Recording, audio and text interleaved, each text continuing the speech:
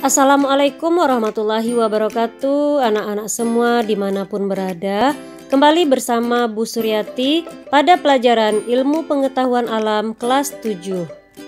Kali ini kita akan membahas materi klasifikasi makhluk hidup. Di lingkungan sekitar kita terdapat benda-benda padat, cair, dan gas. Tiap benda-benda tersebut memiliki ciri-cirinya masing-masing. Tuhan Yang Maha Esa telah menciptakan makhluk hidup di dunia ini memiliki keanekaragaman, bentuk tubuh, ukuran tubuh, habitat tempat tinggal, ataupun tingkah lakunya. Setiap jenis benda, baik makhluk hidup ataupun tidak hidup, mempunyai sifat-sifat atau ciri-cirinya sendiri-sendiri yang membedakannya dari jenis benda lainnya. Misalnya kita lihat jerapah, rusa, dan lebah ini memiliki bentuk tubuh, ukuran tubuh, dan makanan yang berbeda. Perbedaan yang terjadi antar individu inilah yang disebut dengan variasi. Selanjutnya kita bahas ciri-ciri makhluk hidup. Yang pertama adalah bernapas. Bernapas merupakan proses menghirup udara yang diantaranya mengandung oksigen atau O2 dan mengeluarkan udara dengan kandungan karbon dioksida atau CO2. Ciri-ciri makhluk hidup berikutnya adalah yang kedua bergerak, contohnya burung terbang, jerapah berjalan. Yang ketiga adalah makan dan minum. Untuk beraktivitas, setiap makhluk hidup memerlukan energi yang diperoleh dari makan dan minum. Tubuh kita dapat melakukan aktivitas seperti senam, berjalan, berlari karena memiliki sistem gerak. Sistem gerak terdiri atas tulang, sendi, dan otot. Ketiganya bekerja sama membentuk sistem gerak. Ciri yang keempat adalah tumbuh dan berkembang. Tinggi dan massa tubuh manusia akan bertambah seiring pertambahan usia. Contohnya adalah perbedaan ukuran tinggi dan massa tubuh kita dari bayi, anak-anak, remaja, dewasa, dan tua berbeda-beda. Proses tumbuh dan berkembang menuju dewasa ini dialami juga oleh manusia, hewan, dan tumbuhan. Ciri yang kelima adalah berkembang biak atau reproduksi, yaitu kemampuan makhluk hidup untuk memperoleh keturunan. Tujuan reproduksi adalah untuk melestarikan keturunan agar tidak punah. Ciri yang keenam adalah mengeluarkan zat sisa. Jadi manusia memiliki alat ekskresi atau pengeluaran seperti paru-paru mengeluarkan karbon dioksida, kulit sebagai alat mengeluarkan keringat, hati sebagai alat mengeluarkan empedu atau bilirubin, sedangkan ginjal untuk mengeluarkan urin. Ciri yang ketujuh adalah peka terhadap rangsangan atau iritabilitas, yaitu kemampuan makhluk hidup untuk memberikan tanggapan terhadap rangsangan yang diterima. Contohnya kantong semar ketika diberi sentuhan, maka akan melakukan gerak menutup sebagai tanda peka terhadap rangsangan. Dan ciri yang kedelapan adalah menyesuaikan diri terhadap lingkungan atau adaptasi, yaitu kemampuan makhluk hidup untuk menyesuaikan diri dengan lingkungannya. Selanjutnya kita bahas pengklasifikasian makhluk hidup. Klasifikasi adalah suatu cara mengelompokkan makhluk hidup berdasarkan kesamaan ciri yang dimilikinya. Sedangkan tujuan klasifikasi makhluk hidup adalah untuk mempermudah mengenali, membandingkan, dan mempelajari makhluk hidup. Sedangkan tujuan khusus dari klasifikasi makhluk hidup adalah yang pertama dapat mengelompokkan makhluk hidup berdasarkan persamaan dan perbedaan ciri-ciri yang dimilikinya. 2. Dapat mendeskripsikan ciri-ciri suatu jenis makhluk hidup untuk membedakan dengan makhluk hidup dari jenis yang lainnya. 3. Mengetahui hubungan kekerabatan antara makhluk hidup. 4. Memberi nama makhluk hidup yang belum diketahui namanya.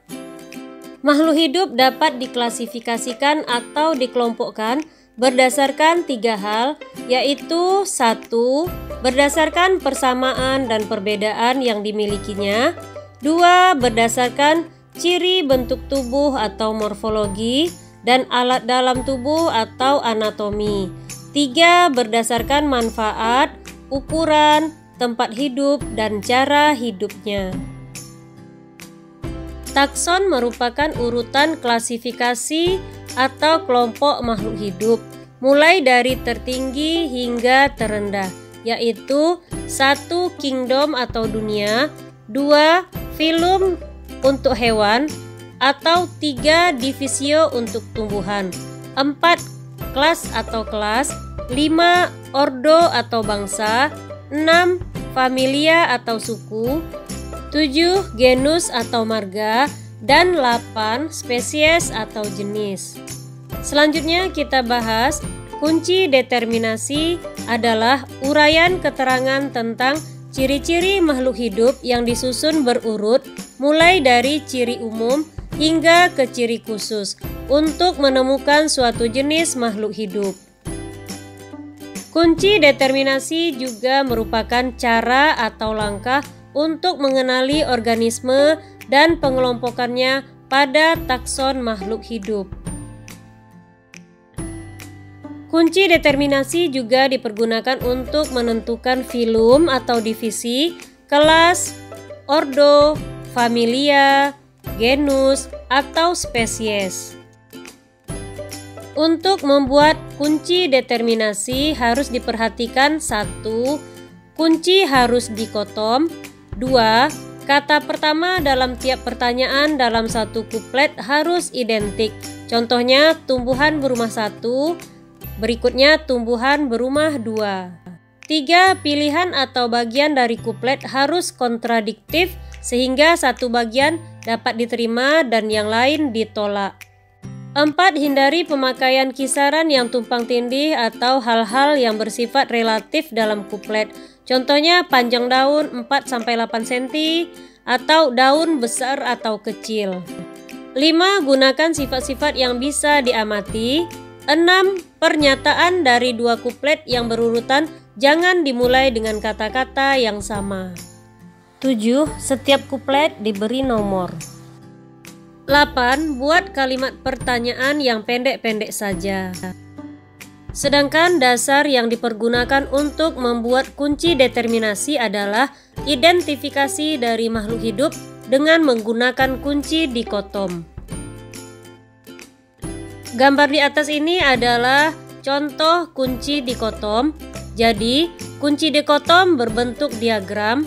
Dikotom berisi keterangan yang disusun berpasangan dan menunjukkan ciri yang berlawanan. Misalnya pada 1A, kata-katanya adalah berspora, suplir, dan lumut. Sedangkan 1B, berlawanan kata-katanya yaitu tidak berspora, jagung, kedelai, melinjo. Selanjutnya adalah cara membuat kunci determinasi. Sebelum membuat kunci determinasi, kita harus membuat dulu kunci dikotom.